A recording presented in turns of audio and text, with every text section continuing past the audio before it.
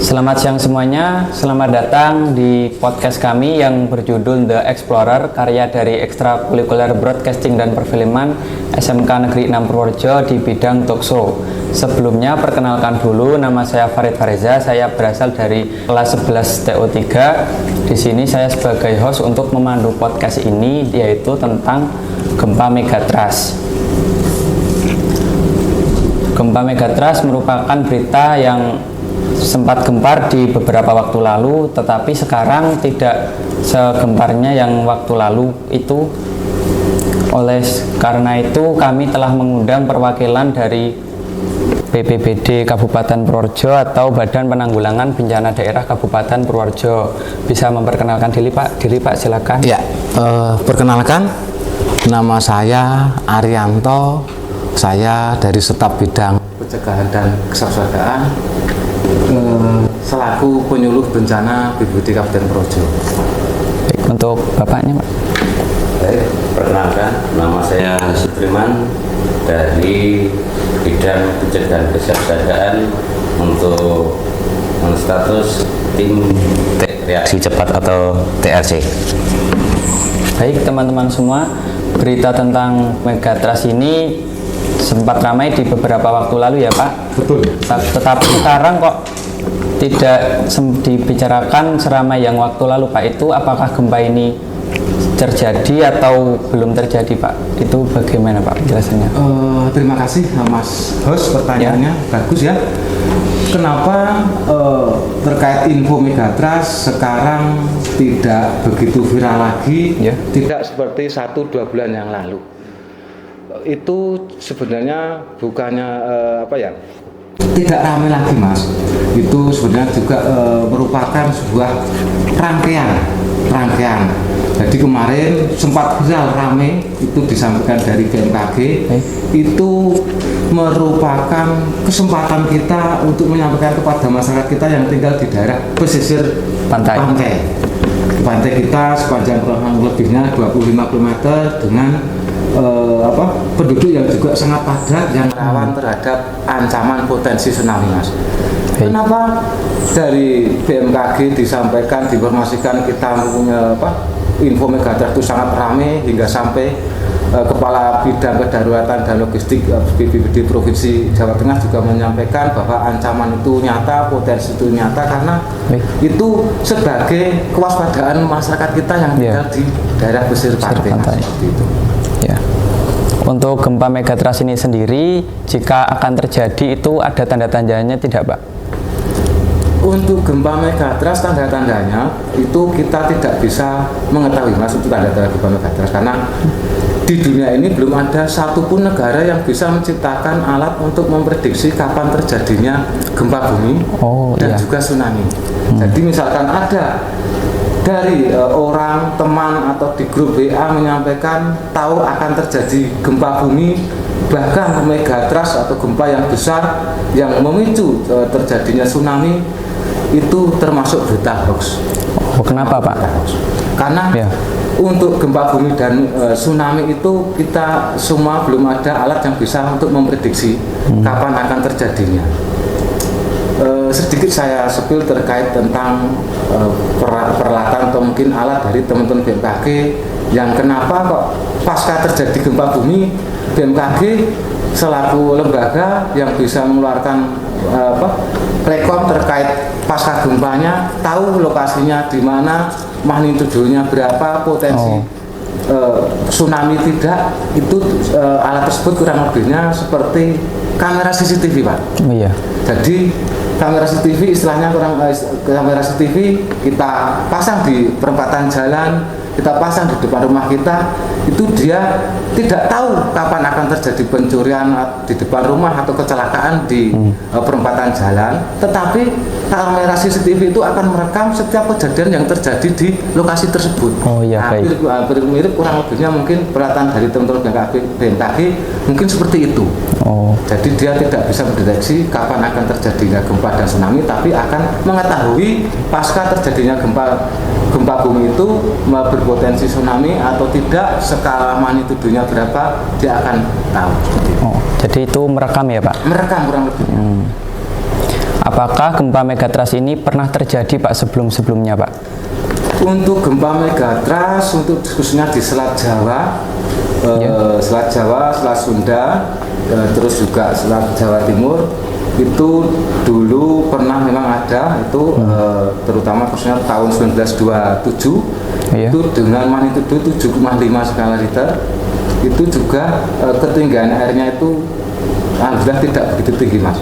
Itu yang sering kita sampaikan ke masyarakat, itu kita punya riwayat untuk khususnya Jawa Tengah, untuk 3 selat tadi, itu memang ada riwayat gempa buminya ada, tsunami-nya itu ada. Cuman untuk ketinggian dan berapanya saya lupa teman. Oh, tapi ya, tahun-tahunnya itu ada di kami, kita tahu karena kemarin kita juga melakukan sekolah gladi lapang dari dengan teman-teman BMKG, dan kita juga dikasih informasi, dikasih tahu, diberi pembelajaran terkait gempa bumi seperti itu. Untuk di negara Indonesia ini, wilayah mana saja yang terdampak gempa megatrust ini Pak jika terjadi? Untuk wilayah megatrust khususnya di Indonesia itu luas sekali Mas.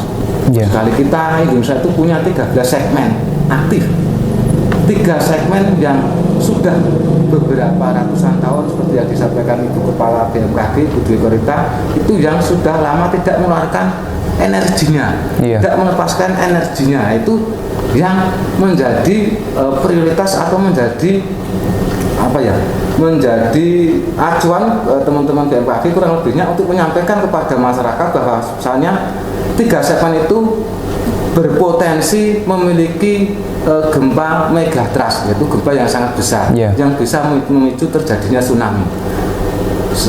Terutama di Padang ada, di Mentawai, Selat Sunda, Jawa Timur, juga istilahnya Jawa Barat juga ada. Di Pulau Jawa ya Pak? Di Pulau Jawa. Untuk sekarang kita di Kabupaten Purworejo Pak. Untuk Kabupaten Purworejo ini dampaknya itu bagaimana Pak? Dampak untuk di Kabupaten Purworejo apabila terjadi megatrust itu gempa yang sangat besar, tsunami.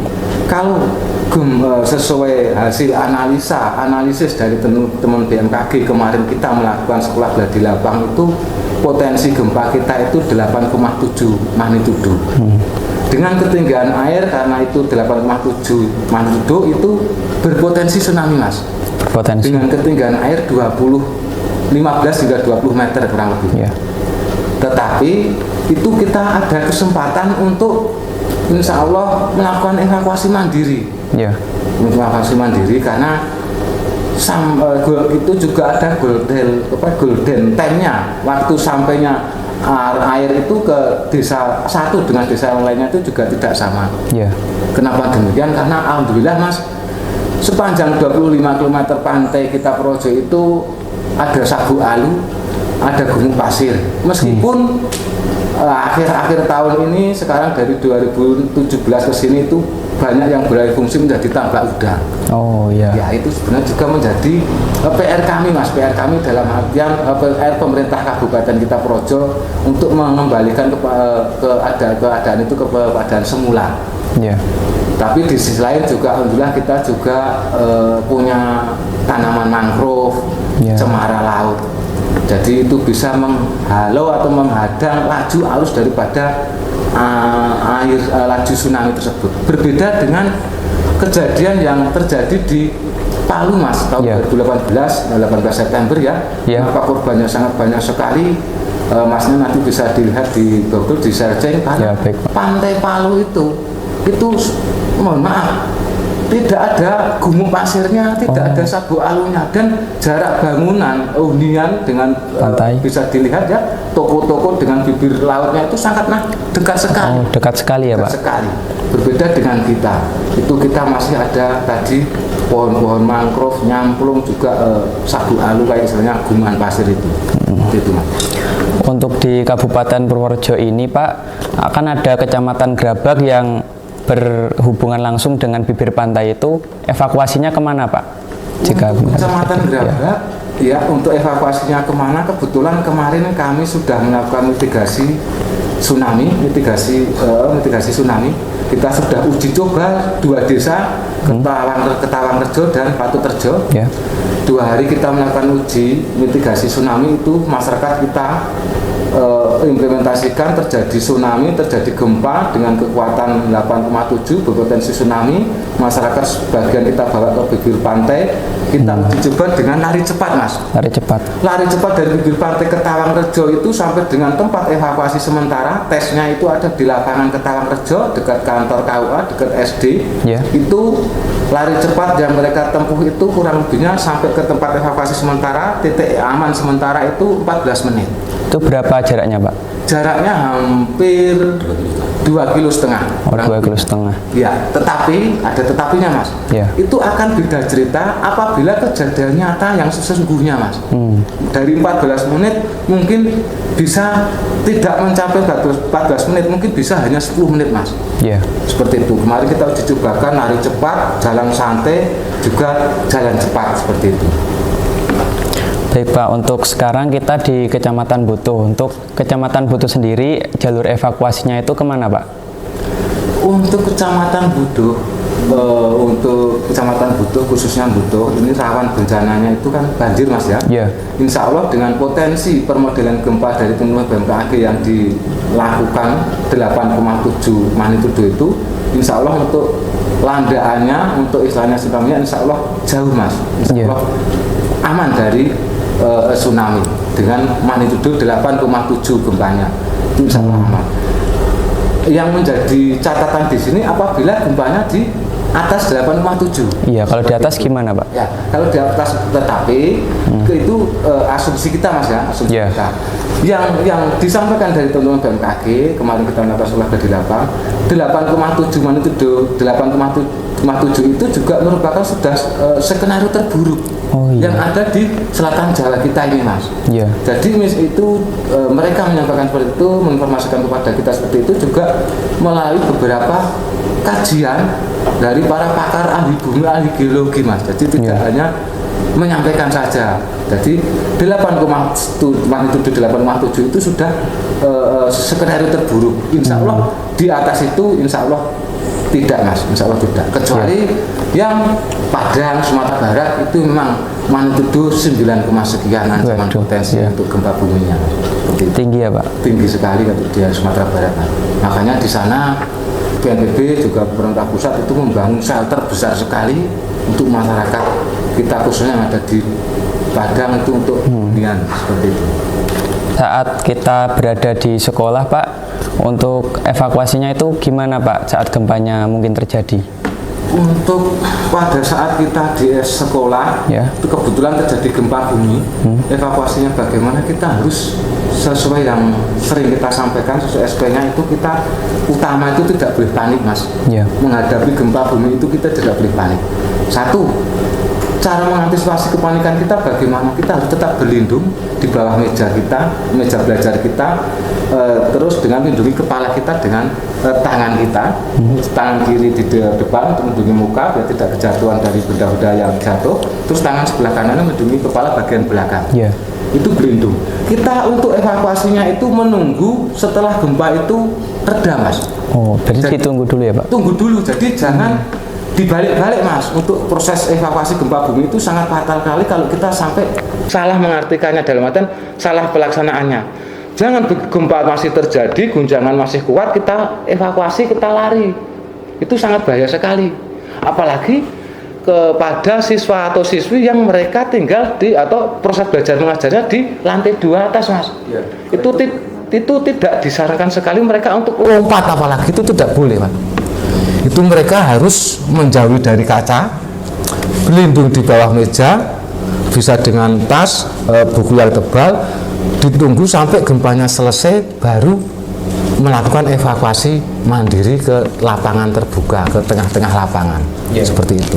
Di samping itu juga bisa dilakukan dengan membuat jalur-jalur rambu evakuasi, terutama untuk adik-adik siswa-siswi sekolahan, diusahakan untuk tetap tenang, tetap jangan panik.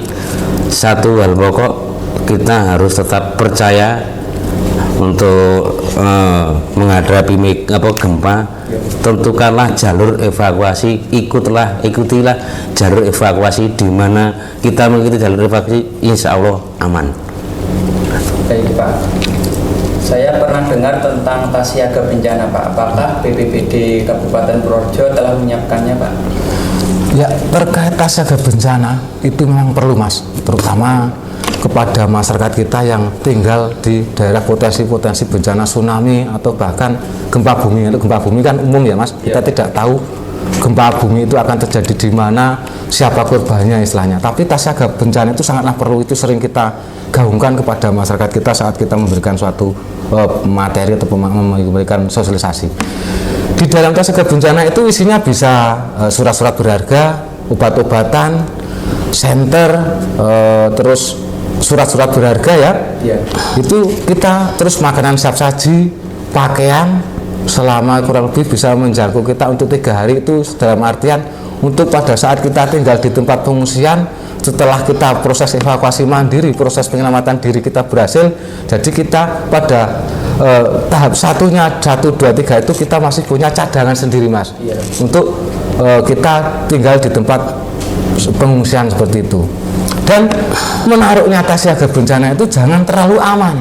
Ya, gimana itu Pak? Maksudnya di sini jangan terlalu aman itu tempatnya itu yang strategis Mas. Strategis dalam artian mudah diambil, mudah dibawa. Jadi apabila terjadi kedaruratan, kita sudah sesuai SOP berlindung, gempa sudah reda, kita tsunami istilahnya udah selesai, gempanya sudah berhenti, kita membawanya cepat, enak Mas. Berbeda cerita kalau tas siaga bencana itu menyimpannya terlalu aman sekali Mas. Biar begitu jadi gempa, kita sudah sesuai SOP-nya berlindung, mengamankan diri, gempanya reda, kita mau keluar, nyari tasnya kesusahan karena terlalu aman menyimpannya. Satu lagi juga Mas, kunci rumah, misalkan kita malam tidur dikunci, silahkan dikunci pintunya, tapi kunci tetap biarkan menggantung di daun kuncinya Mas. Jangan malah kunci dicabut, takut karena ada pencuri, kuncinya dicabut, taruh di lebih aman lagi, gempa kita sudah sesuai SP-nya berlindung, gempa reda, kita mau proses evakuasi mandiri, kita sibuk nyari kuncinya, kebetulan terjadi gempa susulan, nah itu kita nggak bisa cerita Mas, seperti itu. Makanya kadang kita sering sarankan tetap kunci, tapi kunci kalau bisa menggantung di daun kuncinya. Jadi karena kita memasukkan kunci ke lubang pintunya itu, kalau kita dalam keadaan panik, meskipun kita sudah melakukan simulasi dan sebagainya, kalau namanya kita manusia alamiah, itu pasti getaran kita akan dalam artian apa ya, kita pasti akan memasukkan ke lubang yang kecil itu akan susah Mas, seperti itu. Berarti untuk itu gempa megatrust ini apakah ada gempa susulan Pak jika terjadi Pak? Terkait gempa susulan itu kita juga tidak bisa mengetahui Mas. Misalkan terjadi megatrust, yaitu gempa besar yang memicu terjadinya tsunami, dan akan terjadi gempa susulan. Tapi biasanya yang sudah terjadi gempa itu tetap, misalkan terjadi gempa besar itu akan ada susulan. Tapi skalanya berapa, magnitudonya berapa, itu kita juga tidak bisa memprediksi Mas. Kita tidak tahu. Dan satu lagi tadi Mas, terkait tentang tas siaga bencana, terkait tentang kita antisipasi, kita di sekolahan sudah tadi ya, sudah. Ini kita sampaikan kepada sisi SMK Negeri 6 Purworejo ya, langkah upaya mitigasi kita pada saat kita, ini yang paling urgent, ini paling krusial, di saat kita terlap tidur. Ini kadang terlewat sama masyarakat kita, Bapak semuanya kadang menanyakan tentang hal itu. Sebenarnya ini sangat krusial sekali karena upaya mitigasi pada saat kita terlalu tidur untuk upaya mitigasi itu gempa bumi itu sangat riskan. Terus hal yang kita lakukan yaitu kita biasanya memasang plat segitiga, Mas. Plat segitiga itu kita pasang di kamar kita, samping tempat tidur kita. Iya, itu atasnya kita kasih kaleng bekas dan dalamnya kita kasih biji-bijian besi, Mas. Atau mungkin bisa kelereng. Jadi pada saat terjadi gempa bumi dengan getaran kecil sekalipun, dengan guncangan kecil sekalipun, dia akan berbenturan dan akan membunyikan suara. Dan kita insya Allah akan dengar suara itu, dan kita kalau sudah sering kali melakukan simulasi gempa bumi, kita akan tanggap harus lari kemana, Mas, bersembunyi di mana, seperti itu. Makanya nyuwun sewu nggih, maaf Mas, mbah kita dulu itu kalau membuat meja, kursi, tamu, tempat tidur itu pasti dengan kayu jati, kayu nangka yang lebih kuat, lebih kokoh, lebih luas. Itu juga merupakan upaya langkah mitigasi struktural untuk kita berlindung pada saat terjadi gempa, Mas. Kalau dulu mungkin sebutannya lindu, seperti itu. Ya. Untuk saran dari BPBD Purworejo itu bagaimana Pak untuk menanggulangi bencana gempa megatrust ini apabila terjadi, Pak? Ya. Saran dari kami BPBD Purworejo khususnya untuk siswa-siswi SMK Negeri 4 Purworejo kepada Bapak Ibu guru SMK Negeri 6 Purworejo, itu kita harus selalu waspada. Gempa ini tsunami kita tidak tahu kapan akan terjadi, dan juga tidak tahu siapa akan yang menjadi korbannya. Tetapi kalau kita selalu melakukan simulasi, selalu waspada, insya Allah kita akan aman. Selain itu juga kita harus selalu siap selalu, Mas. Dalam artian lebih baik kita siap untuk menghadapi daripada kita menghadapi tetapi tidak siap, seperti itu. Dan khususnya satu lagi, Mas, ya terkait tentang mitigasi pada saat kita terlelap tidur tadi, pada saat kita melakukan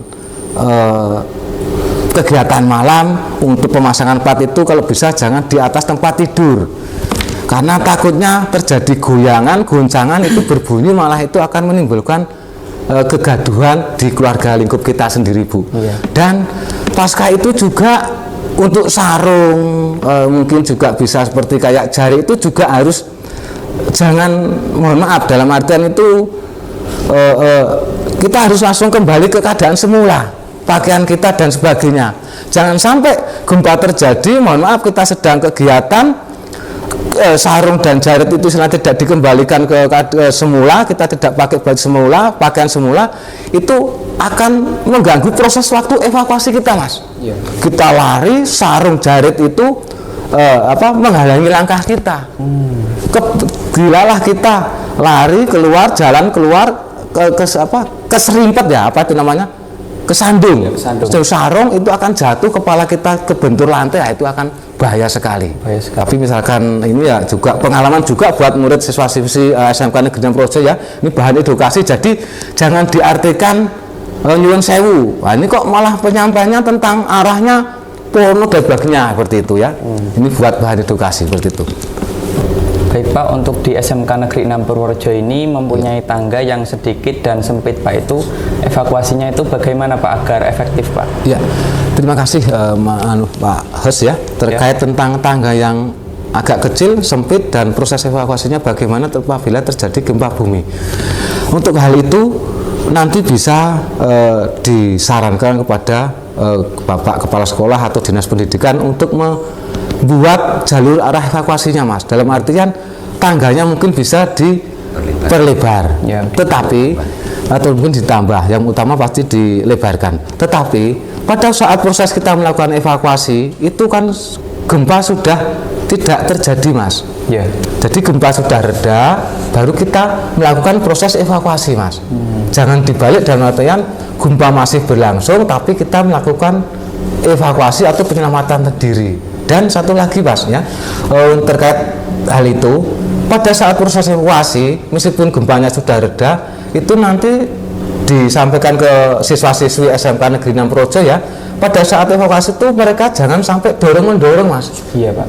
Jangan saling mendorong. pada saat proses evakuasinya, karena yang kita khawatirkan apabila ada teman yang terjatuh karena saling dorong-mendorong dan teman yang terjatuh itu keinjek-injek, itu yang menjadi bahaya Mas, itu menjadi bahaya. Makanya kita sering sampaikan proses untuk evakuasi penyelamatan diri khususnya untuk yang siswa-siswi yang tinggal di lantai atas itu harus tidak boleh tergesa-gesa.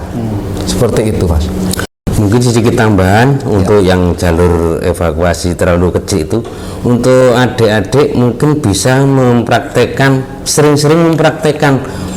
Contohnya seandainya terjadi, benar-benar terjadi, ini berapa menit kita turun dari tangga itu butuh waktu berapa menit. Mungkin kalau sering dipraktekkan itu akan lebih mempermudah untuk untuk mengambil langkah untuk selamat, dipermudah untuk kita menuju ke titik kumpul, dipermudah untuk kita tidak berdesak-desakan. Makanya sering-seringlah untuk mempraktekkan apa itu cara bagaimana untuk menuju ke titik aman melalui jalur evakuasi yang sudah tadi kami singgung.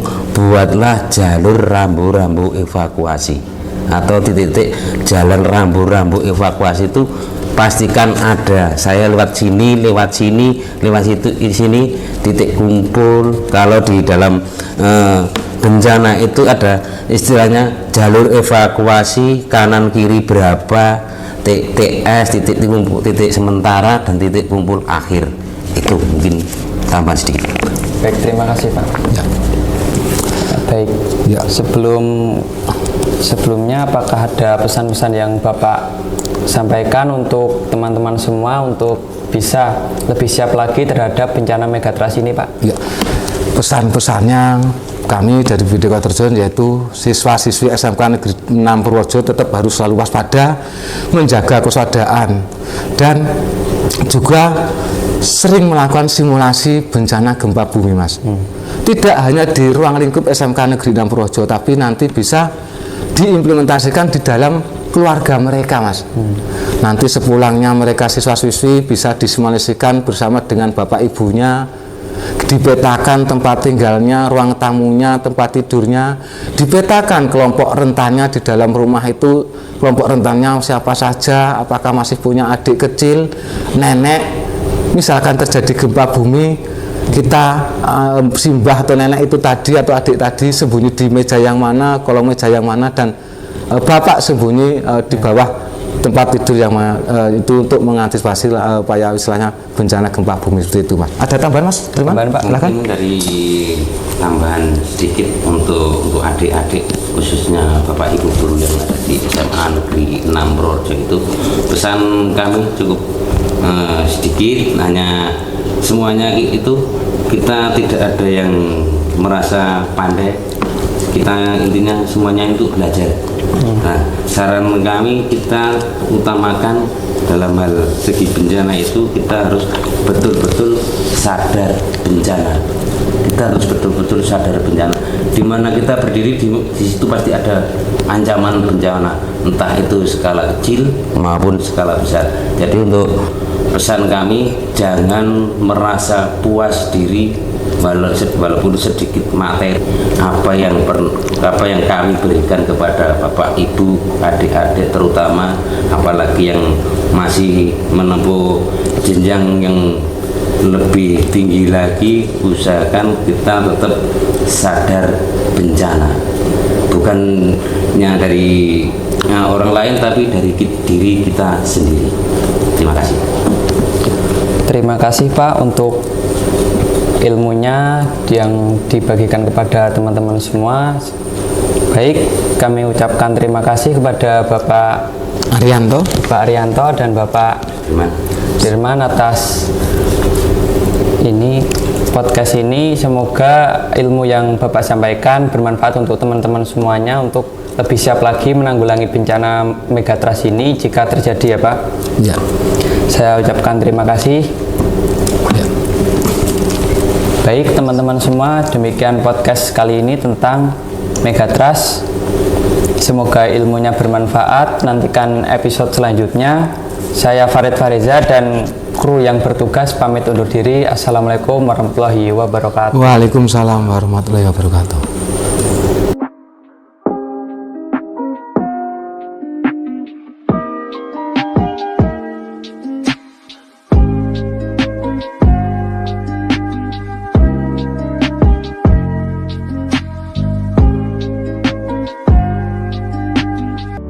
Assalamualaikum.